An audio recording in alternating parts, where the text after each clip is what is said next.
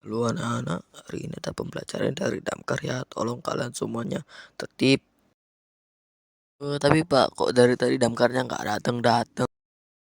Bentar, ntar juga datang. Udah tenang aja. Nah, itu Damkarnya. Nah, nanti kalian harus dengerin abang Damkarnya ya. Anak-anak, saya Damkar setempat. Yang ditanyakan anak-anak tentang Damkar lah pokoknya. Saya mau bertanya Pak.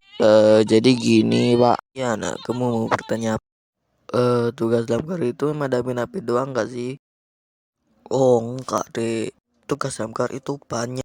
Contohnya nangkep maling, ngebukain tumbler, sama lepas titik di cincin di titik. Jadi tugas Damkar itu nggak remeh.